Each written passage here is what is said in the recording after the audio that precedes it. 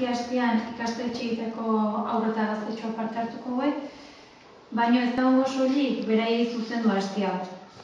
Izan ere, gure asmoa da adin guztietako herritarrengana iristea. Aurten saiakera berezi bat egin dugu, izan ere, kalera aterako dugu antzerkia aretotatik.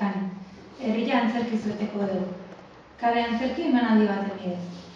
Eta, horrela, denengana iristen da aurtengo antzerki hastea. Astelehenean hemen ezagugu Valentziako konpainia bat, eta beraien Euskal Herriko jira aprobetxatuz, martxoa aurreatu dugu antzerki hastean. Urteroko filosofiakin jarraitu dugu, pixkat adin guztietako jendea zuzendutako emanaldiak antolatu ditugu, eta bereziki indarra jarri dugu, umeengan, zure eskolako umeekin hitzartu ditugu emanaldiak, eta esan bezala astelehenean hasiko geha.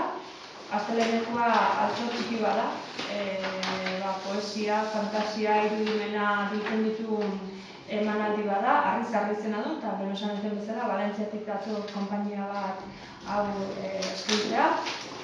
1200 antzezlan baino gehiago maizkite, interpretazio baino gehiago maizkite 27 herrialde desberdinetan, aktore bakarra da, eta ondaztatik padun batian, eta ikuste ditu harriak dela.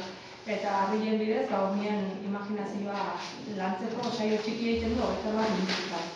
Emanaldi motxa da, 2 sortuten elkarteko umeen zuzendutakoa da, baina egia esan, lehen esan duten bezala, altxor txiki bat gaur egun bilatzen ezkiena bezalako. Orduan, animatu baita jendea orokorrean etortzea, zutik nik uste merezu da. 2 emanaldi goria, bat 10etan eta bestia 11etan. Asteartean, 9-11 urte bitarteko umei zuzendutako Galtza Gorrito Naxito izango dugu.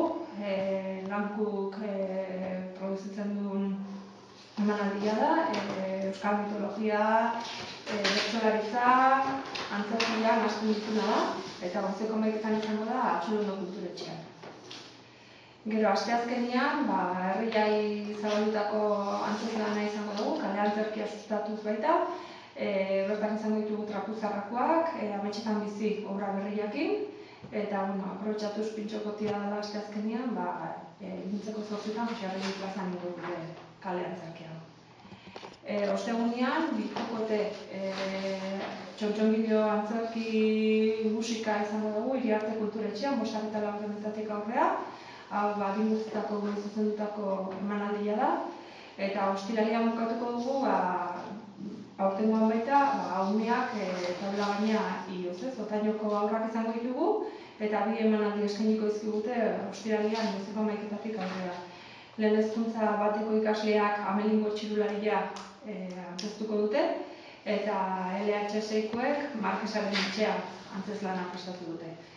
Esan, egunetan, otainoko aur guztiak izango direla beraien lagunak ikusten, eta beste ikastetxetako izan dian eta baita Jesus Milotzakoak goiala ikustea. Beti ere sustatzen dugun moduan ez da bakarrik ikusle izatea, baizik eta nolabait ere antzerki munduan sartzeko aukera dute.